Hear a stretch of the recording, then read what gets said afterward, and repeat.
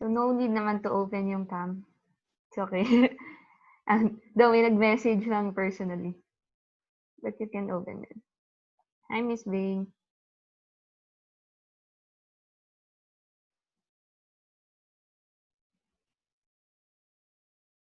Alright. Okay, let's start in 2 minutes siguro.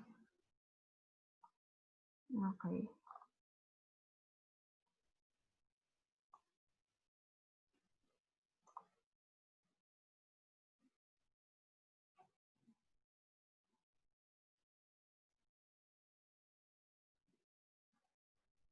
Hi, Jazz.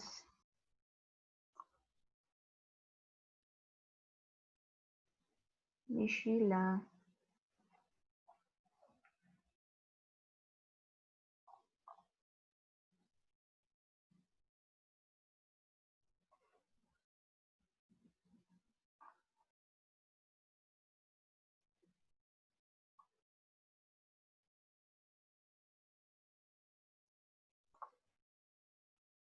Okay, let's start. So, okay.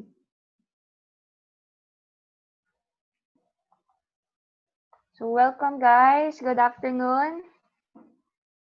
So, welcome to our third part ng webinar series ng Sante Fitness Lab. So, today we're going to talk about women in sports and fitness and on-grass. Alright. So, ano bang naman netong women in sports and fitness and on-grass? We're going to talk about the misconceptions about women sa sports. So, ano ba yung mga common nating tanong? You can list down. So, by the way, this is not exclusively for women. So, may mga matutunan din dito, mga guys, especially about fitness and in sports.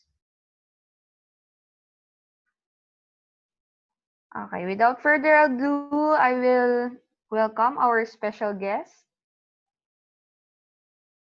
Dr. Ayan Banson. So, she's a Philippine national athlete ng water polo, a multi-sport athlete, a running and cycling coach, member of Sante Barley Tri-Team and OCR team, also a doctor, and especially she's a stunning woman, one of the stunning women in the industry of sports. Okay. So, hi, Doc. Hi. Okay, yeah. Hi, Doc. Good afternoon. How are you? I'm good. Hope you're all doing well. So, all right. So, let's talk about you muna. So, pakilala muna kayo ngayon. So, sa sports ba, Doc, gano'n na kayo katagal? For 20 years na. Since I was 11 or 12. So actually more than 20 years. Okay. So, So, you started, I started 11 pa lang. 11. I started swimming, Okay. golf, and then it grew from there. Yan. Water polo, Alright. running, triathlon, and everything else. So, currently, ano bang sport yung pinagkakaabalahan niyo ngayon? More recently, triathlon. So swim, bike, and run. Alright. So, multi-sport talaga. So, you do coaching din? I coach at a run club. Mm-hmm. I used to teach indoor cycling as well. Uh-huh. Yeah. Alright. Are So, practicing din as a doctor ngayon. So, how do you manage your time?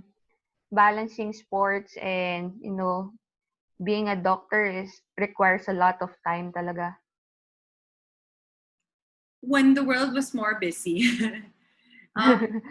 about time management lang. And I think yung mga years na student athlete ako, for the whole time I was studying, helped me a lot. Because then it's really just about scheduling and prioritizing your activities. So it's not that, once you get used to it and you develop the habit, then it's not as hard as it would seem to be. Okay. So during this pandemic, paano yung mga trainings nyo and workouts? Obviously, a lot of How do you? indoor. Mhm. A big part of it. So, I have the indoor trainer, tapos mga body weight exercises or things you can do at home with limited space. Um, Mhm. Yun, a good mix of cardio, some resistance training, although syempre wala naman akong weights masyado now. Uh-huh. So just bands, body weight exercises, and then I do a lot of yoga as well. Okay. So as a woman, do you encounter any challenges while participating sa sports? Kasi commonly sinasabi sports is for uh, mostly men ang priority when it comes to this industry. So what can you say about that or share anything? I think one of the things that we have to overcome lang is that a lot of the physical activities, or if you do physical activities in general, not just sports, parang if you just work out, ganyan, you'd be tagged as or seen as more masculine because those are more masculine Mhm. things. Anything to do with improving your strength, ganyan, there's a misconception that it is commonly associated with men. So it takes some getting used to, not just for me, but for other people as well. But I think now, mas okay yung acceptance for it because dumadami rin Mhm. naman yung professional sports for women. Like, you can actually Okay. be a professional female athlete. Whereas maybe Mhm. 20, 30 years ago, that wasn't a serious thing. Pero ngayon, kita mo naman, across all sports, marami na rin talagang female professional athletes. So, Mhm. that helps a lot. Mhm. Also, yung mga representative din ng Philippines competing for Olympics and ano Oh, includes a lot women. are female. Yeah. Lifting and then the martial arts. Mhm. Yeah. Pati weightlifting natin is a woman din. Okay. So today, we're going to bust the myths. Uh, so ganito yung mangyayari sa webinar natin. It's like a game lang din. And we'll magbibigay tayo ng statement or yung mga common na tinatanong ng mga babae when it comes to sports or going into fitness. So this is not merely exclusive for those professional athletes. Mas okay to sa mga beginner, so mga nagsa-start pa lang or want to start pa lang. So ibabas na natin yung myths na common na iniisip natin about mga hindi natin pwede gawin or mga dapat natin gawin when it comes to getting fit. All right. So I'm going to give a statement and then we're going to identify kung fact ba to or it's a bluff. Okay? So first na statement natin, strength training can help me lose weight. So commonly kasi ang iniisip ng karamihan, usually pag babae, when we go into fitness, lagi natin ginagawa is cardio exercise, running, swimming. So yun yung mga common na ginagawa ng girls. Also, yung strength training, medyo ano tayo dyan, kapag nasa gym tayo, usually mga lalaki yung nagle-lift ng weights. So, sa inyo ba, Doc, kayo ba nagle-lift ng weights? Do you do strength training? Or do you handle the bar? Actually, yung photo mo nga sa akin kanina, barbell, di ba? Yeah. So, obviously, I do lift weights. I got introduced to it when I was in high school and I got injured. Mm-hmm. I injured my knee. So, I had to do Mm-hmm. strength training to get the muscles of my legs stronger. And from Mm-hmm. then on, tuloy-tuloy na siya. And I know that if I miss some, or I miss like a few weeks or a month of it, I really feel the difference. I don't do it Mm-hmm. solely to lose weight, but as we're tackling on this subject, it can help you lose weight. Okay. Ka pa rin naman So ng here, okay.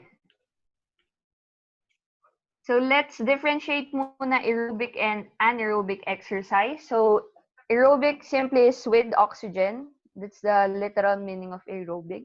So ito yung mga common na ginagawa ng girls. So usually itong aerobic exercise ay cycling, aerobics, distance running, anything na you do for long periods of time.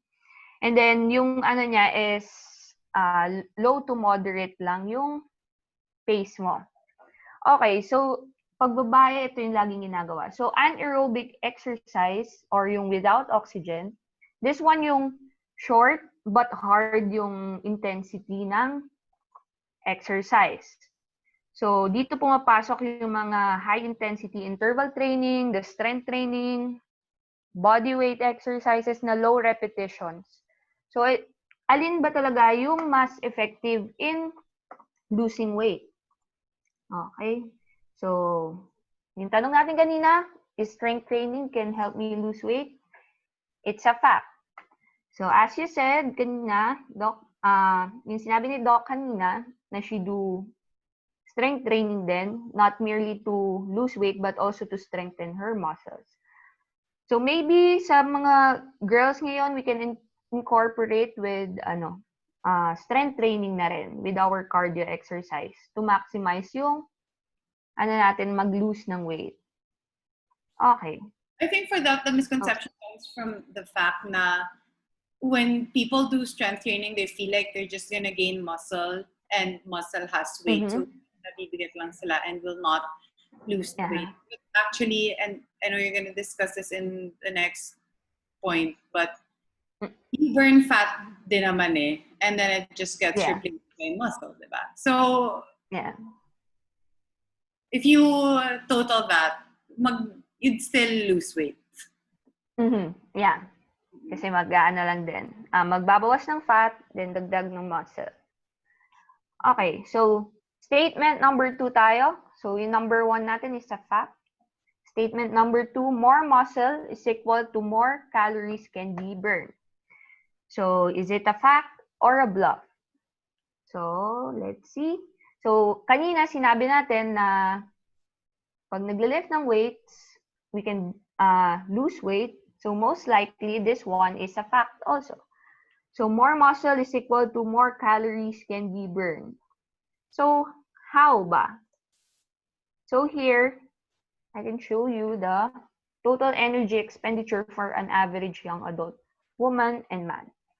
So paano ba nagbe-burn ng calories? So it takes a chemical process sa body natin. So that's called metabolism. That turns calories into fuel to make your body keep on working. Okay? So, yung calories, hindi lang siya nabe-burn when doing physical activity. So, meron siyang tatlong ways to consume yung calories na kinakain natin. So, first one is the basal metabolic rate, this one.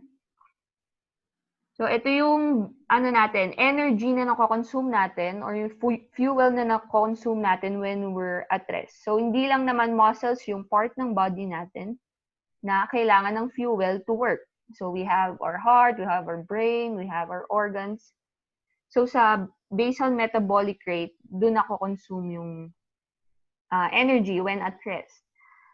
And then, we also have energy expanded in breaking down the food. So, may tawag din tayo dyan na thermic effect. Also, the third one, the energy we use in physical activity. So, ito yung pag nag-exercise tayo, nabuburn yung calories na sinasabi natin. So, kapag burning ng calories, hindi lang siya sa physical activity, you should know that may nabuburn din na calories when at rest, when you're just simply walking, sitting on a chair, lying on your bed. So, may nabuburn pa rin tayong calories dyan. Okay? And then, also, pag nag-break down tayo ng food. So, according to Alexei Kravitz din, sabi niya, it's generally accepted that for the most most people, the basal metabolic rate accounts for 60 to 80% of total energy expenditure. So dito, ang source natin dito is yung Frontiers in Physiology ng 2013. So by the way, si Alexei ay isang neuroscientist and obesity researcher. So siya yung nagsabi na sa iba 60 to 80% yung energy expenditure na nagagamit while resting. Okay. Third one. So here, working out can convert fat into muscles. So totoo ba na nako-convert natin yung fat into muscles when working out? Kasi sinasabi, kapag medyo malaki na tayo, for example, yung fat ba natin is nagiging muscle talaga? So let's see. It's a bluff. Okay, working out cannot convert your fat into muscle because it's simple lang. Fat is fat, muscle is muscle. Okay? So, hindi mo pwedeng sabihin na yung fat ko ay magiging muscle bigla. Kasi anatomically speaking, magkaiba sila. Okay, here, I'll show you how does it looks like. So, ito yung sa taas natin, muscle cells na nag-burn ng calories kasi when it is being repaired, the muscles, it consumes energy rin. So, yun yung chemical process na nangyayari para mag-burn yung calories na tinitake natin. Okay? Also, here sa baba niya, yung fat cells that tend to store calories. So, yun yung tinatawag na stored energy natin. Yun yung mga fats na sinasabi. So, pag nag-workout tayo, it's not merely nako-convert yung fat cells into muscle. Instead, nagagamit siya to make the muscle be repaired. So, yun yung energy or yung fuel na nagagamit. So, dito sa right side, you can see, it's the photo of a fat and the muscle na same yung weight. Okay? So, makikita natin here na yung fat looks 3 times bigger than the muscle, though parehas sila ng weight. Okay? So, baka akala ng iba, nako-convert tong mga fat natin into muscle kapag nag-workout. So, it's not. Instead, nagagamit lang yung energy. Okay. Next slide. So, here, ito naman yung muscle natin. So, yung muscle fiber natin, may iba-iba siyang types. Oh. So, hello pala. Yung ibang participant dito, I think, is a medical student din. I think alam din nila to. We have the skeletal muscle. Meron tayong type 1, type 2A, and type 2B. So, sa mga long distance running or yung mga gumagamit ng aerobic exercises, so, ginagamit na muscle fiber is the slow twitch or yung type 1. So, ito yung pangmatagalan, yung fatigue rate niya is very low. So, kahit matagal mo siya gawin, hindi ganun kabilis mapagod yung muscle.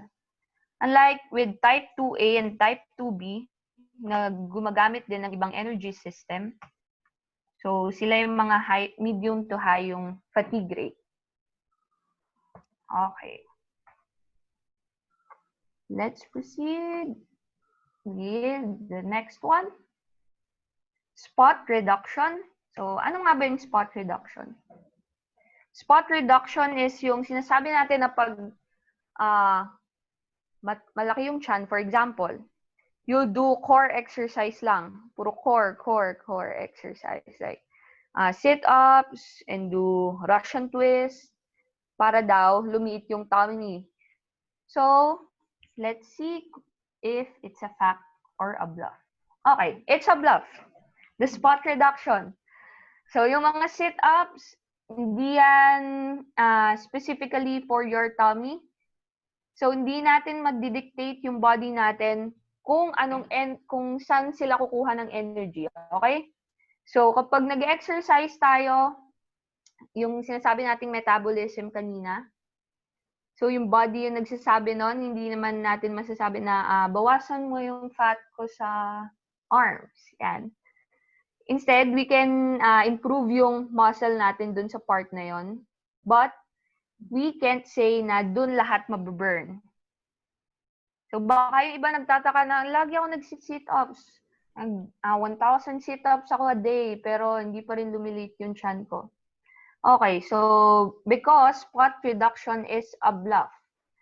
So you should do strength and cardio workout na combine. So later, let's see the recommendation kung paano ba ginagawa yon to maximize yung pag-lose natin ng weight.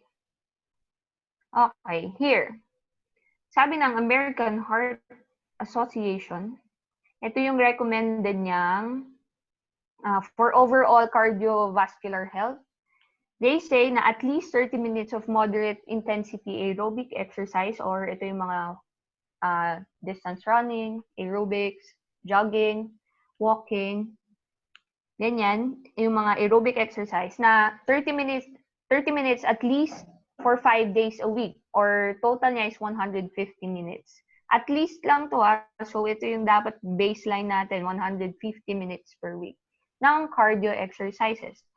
Also, pwede mo siyang paiksiin kung masyadong matagal yung 150 minutes. Pwede mo siyang gawing 75. So, at least 25 minutes kayo ng vigorous aerobic activity na 3 times per week. And for better result, they say, nakalagay dito na you should incorporate moderate to high intensity muscle strengthening activity. So, ito yung sinasabi natin kanina na if women cannot lift weights, so it's a bluff. So, dapat nag-weights pa rin kahit girl, it's okay. It's just a misconception and a myth na hindi dapat nagli-lift ng weights ang mga girls. Okay?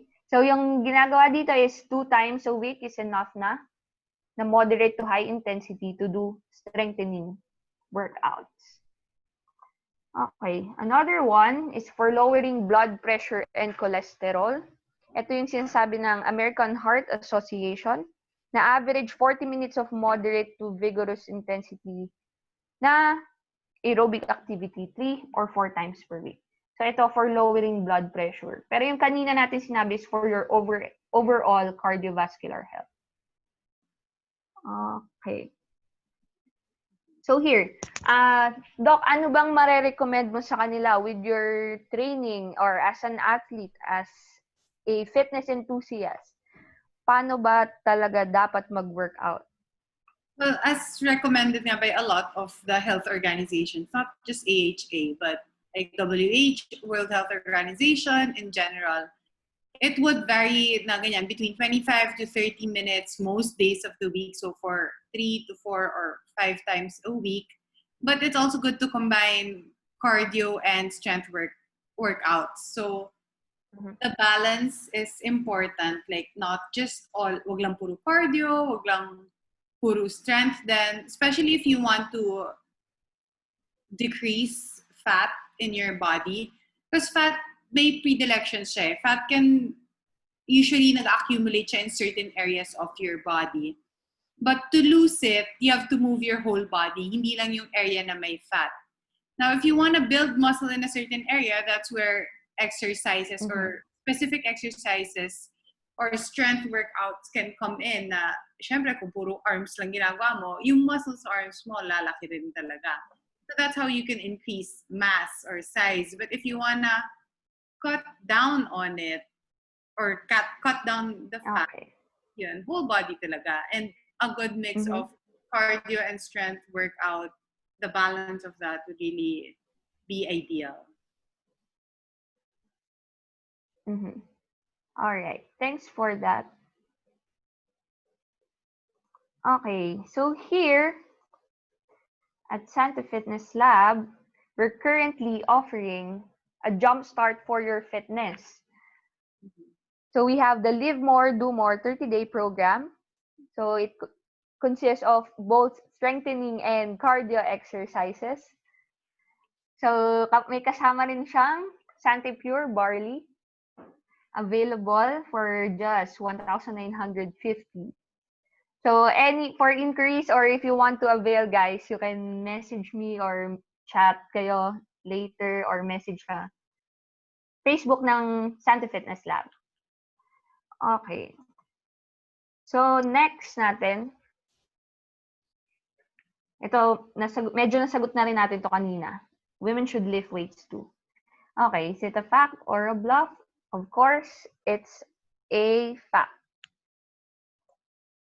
So, ano bang benefits na itong lifting weights?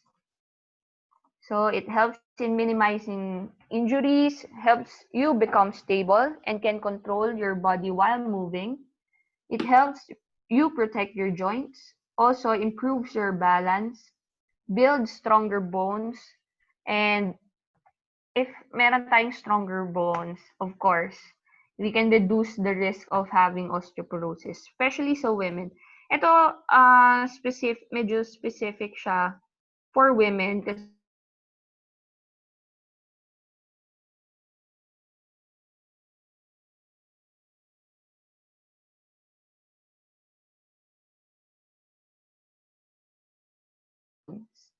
so when we na-reach na kasi natin yung menopausal age. So nagsa-stop na dun yung ng estrogen natin.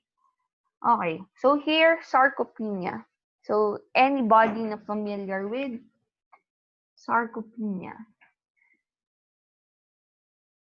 Okay.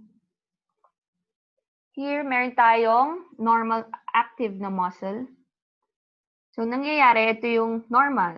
And then, kapag wala na tayo masyadong activity ginagawa, nag-lose siya ng mass, also ng strength. So, yung mass, yun yung bigat niya. So, ibig sabihin, pumapayat yung muscle natin. Okay, so as we age also, mas lumiliit siya. Because when we reach 30 years old, 3 to 5% ng muscle mass natin is nawawala per decade. 3 to 5% per decade yung nawawala sa atin. So it would be helpful talaga if you do strength training to increase yung mass ng muscle natin para mabawasan natin yung 3 to 5% per decade na nawawala. Okay, so napapalitan siya. Next one is the osteoporosis. Okay, ano ba ibig sabihin ng osteoporosis? It just means porous bone. So that's the literal meaning. And ibig sabihin niya lang is na babawasan yung density and quality ng bones. So ito sa women medyo siya kapag as we age, usually women yung affected here sa osteoporosis. And then according to statistics, 1 in 5 men lang yung affected na magkakaroon ng osteoporotic fracture during their lifetime. Sa babae naman, it's 1 in 3. So, medyo mas common to sa mga girls because nga of the hormones na estrogen. So, later we will tackle about the hormones din naman because of our menstruation cycle. Okay. Next one, ito, nabanggit na rin ni Doc kanina. Lifting weights will make a woman look masculine. Okay, is it a fact or a bluff? So, common misconception, yung mga kababaihan, sinasabi pag nagli-lift ng weights, magiging buff. Okay, magiging ganyan daw.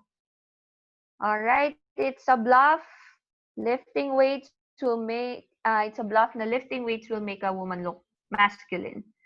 Okay? Kasi, sa natin, yung mga lalaki, ang hormones nila is testosterone. So, that's the male hormone na sinasabi that makes them look more masculine. Though hindi ko naman sinasabi, meron din ng girls na testosterone but a very low level lang.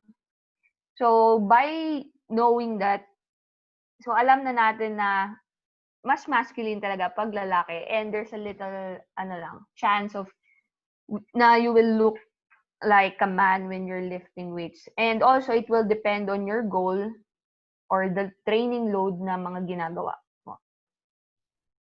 All right. Here's the typical body composition of a man and a woman. Generally, ang lalaki 45% ay muscle.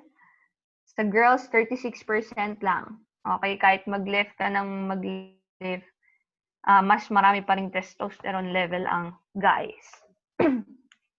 Here naman, with the fats, so 12% sa girls, sa man is 3% lang.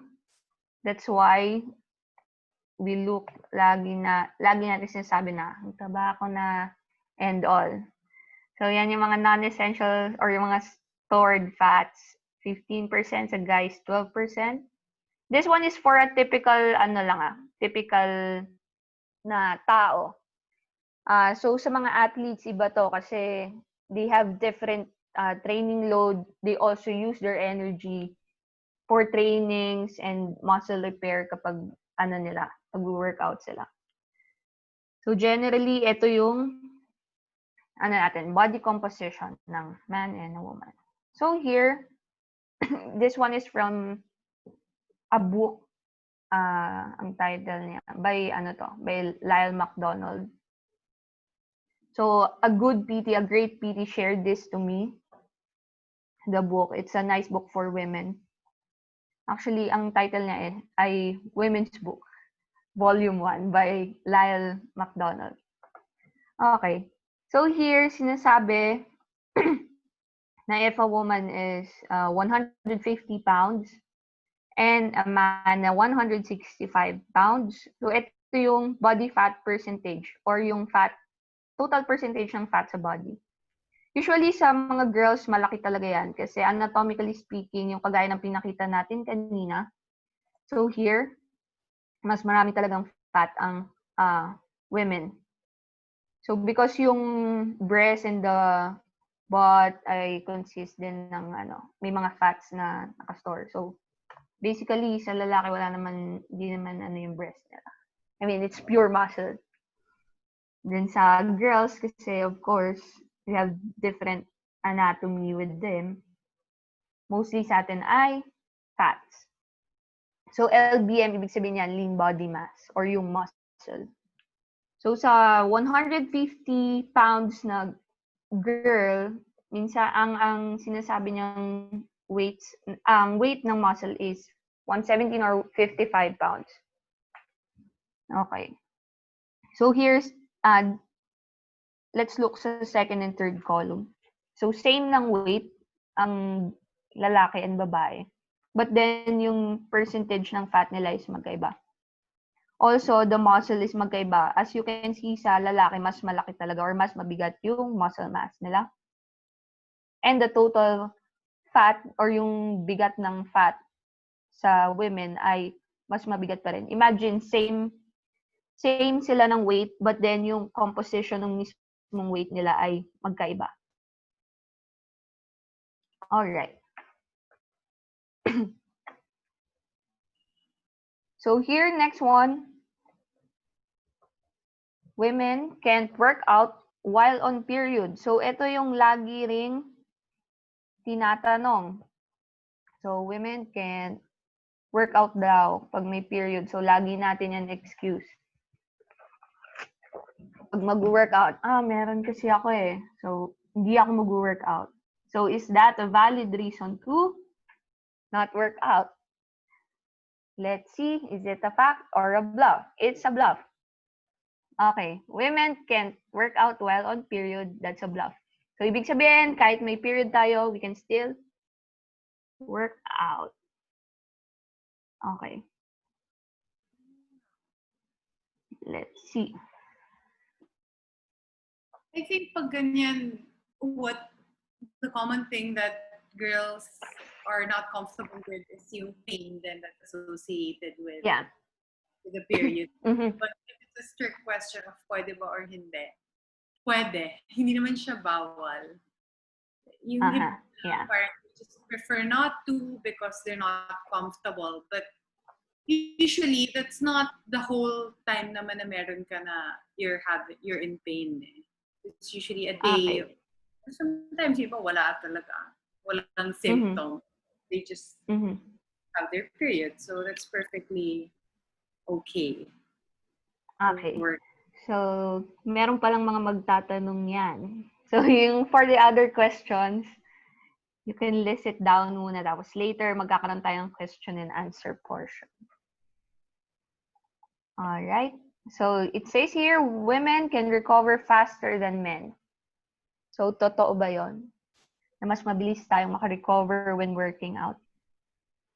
It's a fact. Women can recover faster than men because of the hormone estrogen that we have that guys don't have. So, ano ba ang meron sa estrogen na hormone? So, it has anti-inflammatory effects and also helps in muscle remodeling pag nag-workout. So, pag nag-workout kasi tayo, di ba, nagkakaroon ng damage muscle and then, of course, you need to allot a certain period of time or yung diet mo rin for the repair of your muscle. So, meron tayong mga recovery day, rest day, cheat day na tinatawag. So, dun pumapasok yung recovery period.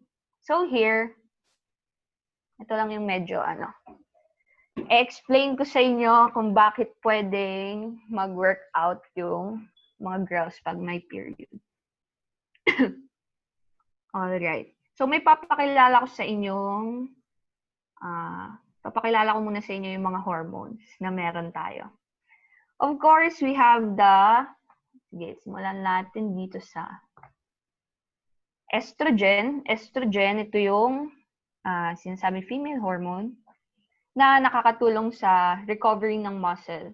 Also, it has an anti-inflammatory effect. Kaya nga sinasabi natin na mas mabilis mag-recover. Okay, and then we have the progesterone. So, the progesterone, ito yung responsible for increasing yung body temperature natin. So, minsan pag meron tayo, di ba, or before tayo magkaroon, parang it's a feeling. Also, pag ganun kasi, we spend more, yung basal metabolic rate natin, yung kagaya na banggit natin kanina is a bit higher or increase siya when nagpipeak yung progesterone. Also, yung natin, itong progesterone, siya rin yung responsible sa cravings natin kapag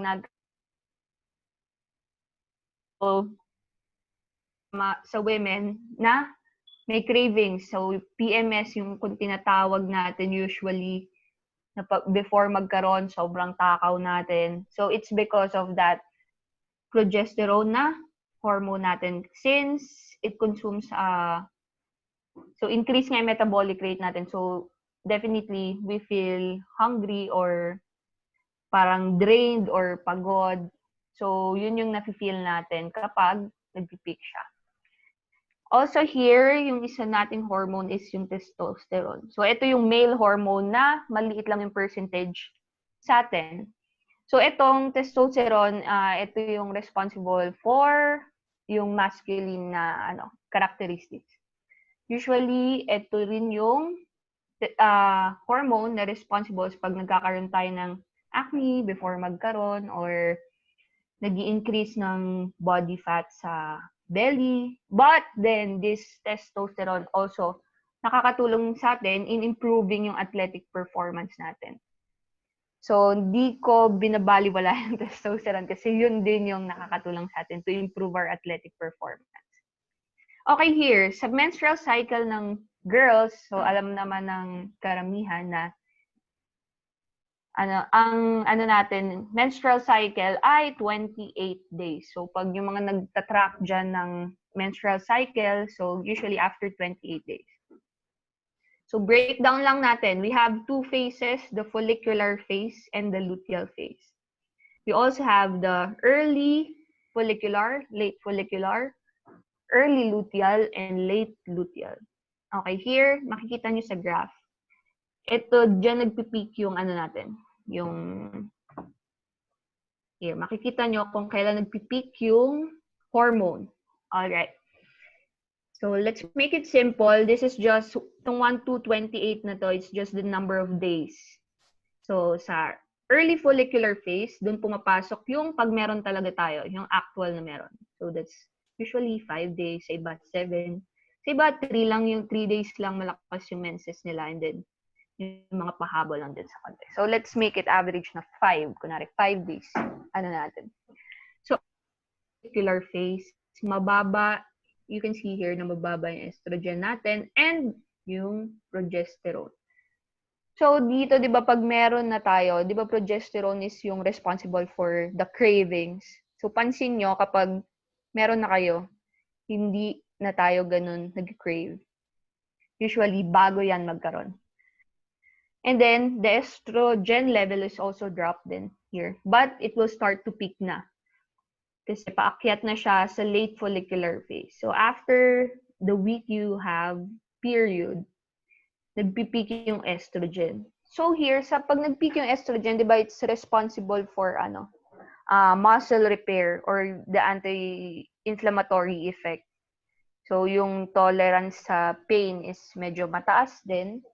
And then yung effect niya sa muscle remodeling is okay. So kung ako magle-lift ako ng weights, I can do it after my period.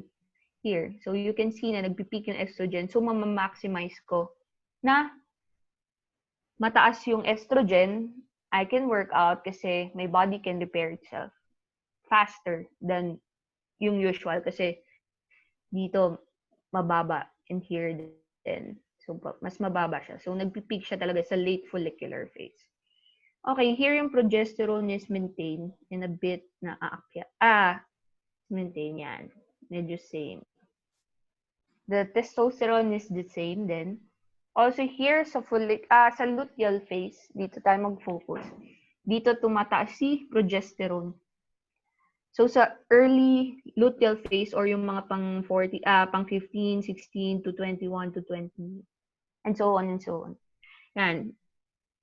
Diyan nagpipeak si progesterone, diyan natin nafe-feel nag-increase yung body temperature natin. Mas napapagod tayo kasi we can see here na yung estrogen level na responsible for repair ay bumaba na. So, hindi naman siya nawawala. Bumaba lang siya. So, itong progesterone, dun siya nag-peak na tataasan niya yung estrogen. That's why, mas nafe-feel natin na pagod. Also, mas nafe-feel natin yung mga cravings and hunger, mas magiging mairitahin, irritated lagi, konting you're being irritated because also yung body temperature natin at this phase is high din. So here makikita nyo sa 22 to 28, ito yung PMS na tinatawag. So dyan lumalabas yung natin, pagka-girl. Okay, na sinasabi usually ng guys. PMS though. Mm-hmm. Though hindi nga, ito rin pala, hindi siya sa lahat kasi sa iba, hindi nila na-feel yung dito. So, it depends per rin eh. Sa women kasi magkakaiba rin tayo ng manifestation here. But this one is the common. This is according to to Lyle McDonald, the Book of Women. Volume 1. So, here you can see the menstrual cycle. Alright. So, that's the, yung usual natin na cycle. Okay, anything you want to add about that, Doc? Actually, I just want to mention that the reason why females menstruate is parang the climax is the ovulation. That's why estrogen peaks. Tapos pag nag-ovulate ka, babagsak siya, tapos mag-slowly rise. So, it just all centers around it. Tapos, and the hormones come in response to that. So yung iba, I guess we're discussing normal menstrual cycle, assuming na you're a normally menstruating female. Pero kasi yung iba, hindi naman irregular. Irregular, which if it is irregular, then you should have that checked. Parang having an irregular menstrual cycle isn't a sign of good health. So if you do have irregular menses, then best to have that checked and fixed. Kasi that also means your hormones are not behaving in this normal or usual way, which can lead to problems later on, not just in terms of fertility, but can even go into bone health, muscular health, cardiovascular health, kasi that's the balance of your whole body. Eh. So with regards to menstrual cycle, looking at it from a more holistic overall health kind of perspective, yes, it comes in handy to understand our training, and you can work closely with a coach para you can maximize your training and face it according to your cycle. But if you're not having a regular cycle, then it's also very important to have that addressed. And then just to add, 28 days plus or minus 5 is the usual range of days for a full menstrual cycle. So if you're at 21 to 22, 23 days, that's fine as long as it's not this month 21, next month 35. Parang ang laki ng difference. Yes, you're still within the 28 plus minus 5, pero that's a big gap between the months. Eh. So if you're averaging 28, maybe some months you're 27 or 30, that's fine. But kung medyo more than a week yung difference niya and consistently na ganun siya ka-erratic, then that also means your period isn't regular. So just to be on the healthier, more cautious side, you should also have that check. Okay. Thanks for that, Doc. Also, yun din yung magiging question for sure ng iba. Kasi yung iba nga talaga irregular. And also, we have this very common na condition ngayon, which is the PCOS. So, yun yung mga ano natin ngayon na get yourself checked talaga. So, this is for women then na don't hesitate to get checked when you are having irregular periods. As mentioned by Doc also, that's the ng whole body mo eh. So, when you're dealing with the hormones. Okay. So, yung mga may questions, you can reserve that later. Let's proceed here. Eating after workout will make a person fat. Okay, is it a fact or a bluff? It's a bluff. Eating after workout will not make a person fat, okay? So, we need to eat, but in moderation, okay? So, don't justify your workout na, nag-workout naman ako eh. Sige, kakain na ako ng ice cream and cake and all. So, yung iba dyan, pag nag-workout, so ito, aminado ko kahit ako minsan naisip ko ito, habang nag-workout pa lang naisip ko na yung kakainin ko after. But, we have to remember na ang sobra ay laging masama. Okay, so dapat in control pa rin, and we have to choose the right food, the healthy or the nutritious one for our muscle recovery and for the recovery of our whole body also. So mas okay rin na monitor natin yung diet kasabay ng pag-workout. Okay? Kasi kung our goal is to lose weight, then workout ng sobra-sobra. And then, after that naman, sobra-sobra din yung kain. So, what's the point of working out so hard? Then, babawiin mo lang din naman. So, in moderation tayo dapat. Here, I think this is the last statement. 2 weeks without workout will make me get out of shape. Okay. It's a fact. 2 weeks without workout will make me get out of shape. Here, I will explain. Principle of reversibility or yung detraining na sinasabi. Here, meron tayong graph ulit. So, this one, yung purple. And what color is this? Blue. So, ito yung, here yung fitness level natin and dito sa baba yung number of months. Okay, so dito, we work out. So, we have the point of detraining. Detraining is yung pag nag-stop tayo ng workout. Okay? So, it relatively occurs short time lang naman for an athlete to cease train. Okay. So, usual yan sa mga athlete. Also, yung detraining, ibig sabihin niya lang is reduce yung performance natin. So, medyo nabawasan yung training load and all. And then here, you can see yung detraining from the original fitness level, itong light blue natin, is ganito kalaki yung mababawas kapag 10% ng training natin yung binaba. Okay? So, medyo bababa siya. So, that's detraining. Yung yellow is 50%, the red one is 70%, and this purple one is yung totally bed rest kayo. Okay? So, yan yung, here, look at it. aka Netflix all day, every day, several months needed to return to previous fitness level. So maybe nangyari to most dahil pandemic season and may mga quarantine period tayo na we stay all day at home doing nothing, Netflix all day, every day. So ganito nangyayari sa fitness level natin. It goes down.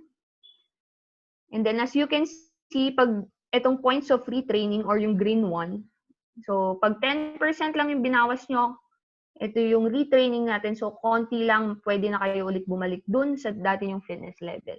So 50%, medyo konting effort. 70% na reduction pag nag-retraining ulit kayo, medyo mas mabilis umakyat ulit. And like here, when you do bed rest, total bed rest, na walang workout talaga, so medyo malaki yung hahabulin nyo to go back to your original fitness level. Okay. So that's for ano naman, meaning lang ng detraining at retraining. So the graph shows lang kung gaano kalaki yung hahabulin nyo when you do total bed rest kapag nag-workout. Okay. Here's for the summary. So medyo nawala lang si Doc, but she'll go back. So may technical dito. Summarize lang natin. Here, ito yung mga 1 to 10 na statement. So strength training can help me lose weight. That's true. More muscle can burn more calories. Working, definitely dito dahil lang sa muscle repair. So mas maraming muscle na kailangan i-repair, mas maraming calories na kailangan maging fuel to repair it. Okay? So working out will not convert my fat into muscle. So a fat is a fat, a muscle is a muscle. Spot reduction is not true na specific lang yung nawawala. So kung medyo maraming fat sa tummy, you should do other exercises too, not only core. Thanks, Bianca. Okay. That's amazing po ng graph. Okay. I'll send this to you rin naman after. So lifting weights, women should lift weights too. That's correct. It has many benefits. So yun yung sa osteoporosis, sarcopenia, and all. Lifting weights will not make a woman look masculine. So it will depend din talaga sa goal mo. Also with the, anatomically speaking, yung hormones with the testosterone and yung percentage ng muscle and fat sa men and women ay magkaiba. So here, number 7, women can work out while on period. That's true, but definitely you should listen to your body kung hindi talaga kaya. Sometimes kasi yung sa ibang girls, medyo masakit talaga pag may period sila. So you have to listen to your body then. Then number 8, women recover faster than men because of the hormone nga na estrogen that we have, which is good. So eating after workout will not make a person fat. So this one is not specifically for women lang. This covers everyone na eating after workout dapat in moderation pa rin. So 2 weeks without workout will make me get out of shape. So this one, yung graph kanina, is for general population also, not specifically for girls lang. So that's for the summary ng fact or bluff natin. So do you have any questions? You can type it sa chat box natin. All right. Anyone who wants to ask question? Okay. Let's see.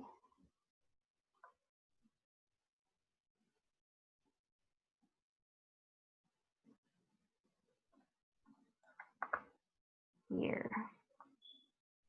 Okay. Yung mga nahihiya magtanong,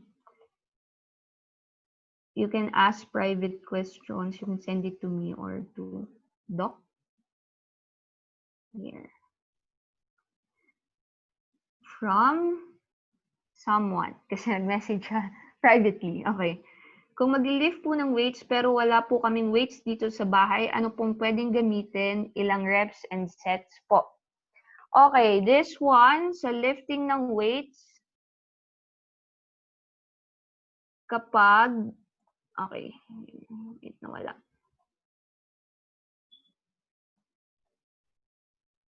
Okay, hello again. Alright, dito sa lifting ng weights, since nasa quarantine tayo, we can do body weight exercise. Also, kapag nag-workout din naman tayo, strength training, we can maximize our body weight. Then, kapag kaya na, it's easy na, we can add weights. So, it's better na gamitin mo muna yung body weight mo, so less equipment na kailangan. Also, it will help you kasi quarantine period ngayon and nasa bahay lang. For the reps and sets po, yung typical natin is 8 to 10 repetition. It will be depending on your goal din kasi. So, this one is the crucial part, the reps and sets. Kasi, of course, depending sa goal, depende sa kaya mo. Also, it's between you and your coach, na pwede niyong pag-usapan. So, a coach can help you do your workout or your fitness goal, reach your fitness goal. Okay. So here, do you have any questions? Hi, Doc. Are you back? Yes, actually. Alright. Okay. So, Doc, nag-summary na kami nung mga napag-usapan natin kanina. Alright. So, ngayon, what can you recommend in terms of nutrition? How do you recover? By the way, what do you do for your recovery pala? For example, a heavy workout. I'll be honest, number one is sleep. So, Okay. if I'm doing a heavy, or if I did a heavy workout and I really want to recover and be ready for another session the following day, it's important that I get enough rest. But also what you take in, what you eat, what you drink, nutrition plays a big role in it too. I know we discussed a little bit on food and eating after you work out. So, hindi lang siya kahit ano. So, it's also the quality of food that you eat. So, syempre, you want something with a lot of nutrients, minerals, and antioxidants that's going to help your body function more efficiently. With the Sante barley products, I like the pure barley. I also take the vitamin C because, everyone just really has to keep the immunity up now. So I use pure barley because it has a lot of nutrients, minerals, and antioxidants that help me have more energy during the workouts. And I feel like, and this is just me, I feel like I'm healthier if I take or have something like that as part of my diet. Diba? Parang okay. Yeah. you feel better. Do you think, Doc, your nutrition while drinking pure barley, do you think, does it affect your performance in terms of your athletic? I think your athletic performance.